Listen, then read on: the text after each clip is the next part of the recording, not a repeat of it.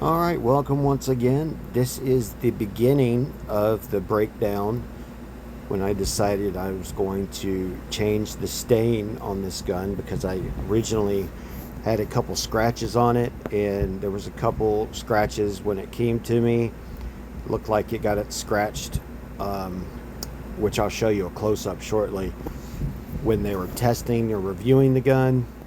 Sometimes this happens because I sell these, and when they come from the warehouse and we have to review them, sometimes I'll get a scratch on it or a nick from something, or a scope mount will scratch the paint.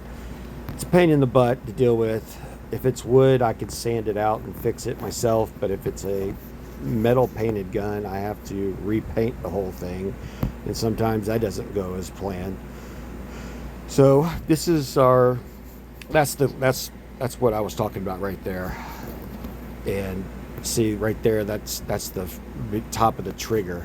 I don't know how that got messed up like that. Now that's before, and this is after. This is when I first took all the paint off and went with this old rusted look. I liked the way that looked in the beginning, but then I decided to go to a dark walnut, which you'll see shortly. Also, I'm showing you what I did to replace the trigger. I recustomized it by drilling a hole through the shaft that actually pulls that little shaft right there that goes into the trigger. I had to use this die that actually puts threads on the outer shaft, so it'll screw into the base of the gun. There's the little screw that goes through the new hole that I just put through the shaft. As you can see, it fits there flush perfectly, and when you put the trigger back in, it stays in there flush. You won't have any more issues with the trigger not engaging anymore, because before you would have to tighten a screw down onto the shaft, which would come loose after a few maybe 10-15 shots from this gun because it kicks so hard. And now here is my final dark wood cherry finish that I've put on this gun. I mean, that just looks absolutely beautiful. I love the way that looks. I love the deep lines that I've got. And when I put the stain on, I love how it brought all the lines out on this gun like you wouldn't believe. Except on one side, it got a little too dark. Look at that. I mean, that looks like a snake. I mean, it looks just like an anaconda or something. I love those lines. It's incredible. This is my eye candy right here. I love this gun. Took a lot of work getting it to this level. A lot of work, a lot of sanding, resanding, and buffing out, and figuring out how to use the heat gun correctly so you don't make it look like you just burn up the gun and then have to sand off the burnt spots to get those dark lines like that.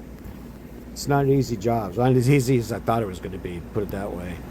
This is the Nikon scope that goes with the gun. Originally I wasn't going to sell it with this scope because it's about a $400 scope, but it's a long distance scope and it holds up very well with this. So I'm going to sell it as a package deal for $1,500, including the 4,500 psi air compressor.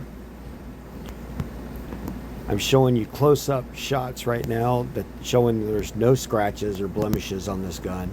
The only blemish is the paint job on the air tank itself, because it got scratched on delivery. I fixed it by painting it with a thicker paint so it won't slide back when it shoots like it used to. Now it's fixed and stays in the same spot. Here's a quick look at the numbers that I achieved with this gun versus the previous model, and here's a quick look at the package that comes with it. You get the silencer, the Skyfire burning flashlight, a whole bunch of ammo, and there's a quick look at the 25 caliber I have. And the ammo that I'm going to be using for the next test.